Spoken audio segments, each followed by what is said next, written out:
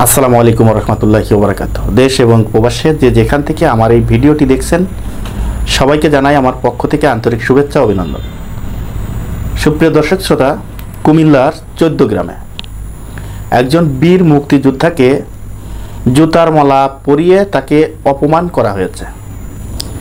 শুধু তাই নাই, আমরা যে ভিডিওটি দেখলাম, ভিডিওতে বলা হচ্ছে যে সে ওই কুমিল্লা গ্রামে যেন থাকতে না পারে, মানে সেই গ্রাম থেকে তাকে বাইর করে দিচ্ছে। আমি বলি ভাই, যারা ক্ষমতা পেয়ে গেছেন এবং কাউকে কেয়ার করছেন না, মনে করেছেন যে আমরা ক্ষমতায় চলে এসেছি, এখন আপনারা কিন্তু ক্ষমতায় এখনো আসেন নাই, বুঝতে হবে। আর দ্বিতীয় কথা হচ্ছে যে ক্ষমতা পেয়েও যদি এরকম আচরণ মানুষের সাথে করেন তাহলে মানুষ আপনাদেরকে থুতু দিবে। যেমন আওয়ামী লীগ সরকারের বিরুদ্ধে কিন্তু মানুষ যেভাবে ঝাঁপিয়ে পড়েছে, আপনাদের বিরুদ্ধেও মানুষ কিন্তু এভাবে ঝাঁপিয়ে পড়বে। অন্যায়কারীকে কেউ প্রশ্রয় দেয় না। সাধারণ কৃষক, শ্রমিক, জনতা, সাধারণ মানুষ যারা দল করে না, যারা নিরীহ মানুষ, যারা রিক্সা চালায়, যারা খেটে খাওয়া মানুষ, এরা যেদিকে মানে যাদের বিরুদ্ধে যাবে তারাই কিন্তু ধ্বংস হবে।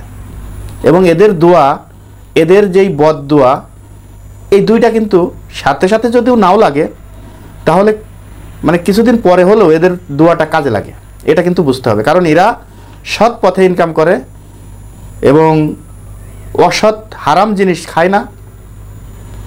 এরা আল্লাহর কাছে এই হালাল জিনিস খেয়ে আল্লাহর কাছে যা চাই এদেরকে কিন্তু আল্লাহ তাই দেয়।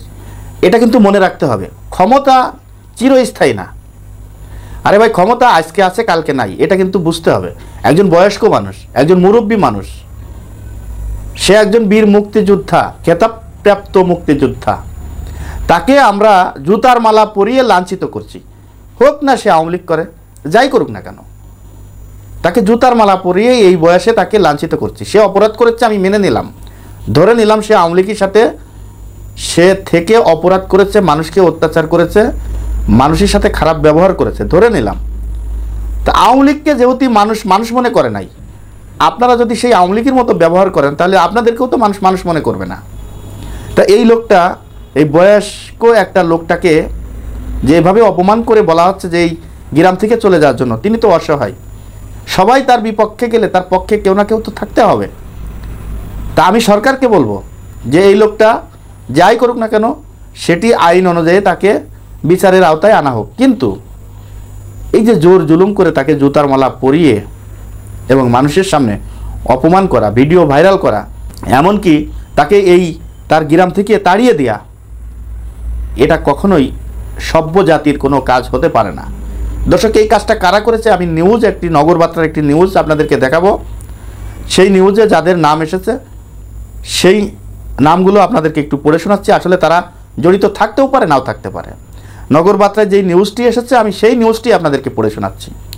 সেই নিউজে বলা হয়েছে, কুমিল্লার 14 গ্রামে বীর প্রতীক খেতাবপ্রাপ্ত মুক্তিযোদ্ধা আব্দুল হাই কানুকে গলায় জুতার মালা পরিয়ে লাঞ্ছিত করার অভিযোগ উঠেছে। রোববার 22 ডিসেম্বর দুপুরে 14 গ্রামে কুলিয়ারা প্রাথমিক বিদ্যালয়ের সামনে এই ঘটনা ঘটে। এই ঘটনার একটি ভিডিও সামাজিক যোগাযোগ মাধ্যমে ভাইরাল হয়েছে। সেখানে দেখা যায় স্থানীয় কিছু ব্যক্তি মুক্তিযোদ্ধা কানুকে গলায় জুতার মালা পরিয়ে তাকে এলাকা ছাড়তে বাধ্য করছে। ভিডিওতে জামাত সমর্থক আবুল হাশেমের নেতৃত্বে কয়েকজন স্থানীয় যুবক মুক্তিযোদ্ধাকে হেনস্থা করে এবং তাকে কুমিল্লা ছাড়া হওয়ার হুমকি দেয়। বুঝতেই পারছেন যে এখানে জামাত সমর্থক বলা হয়েছে, জামাতের কোনো নেতা না, কোনো কর্মী না, সমর্থক।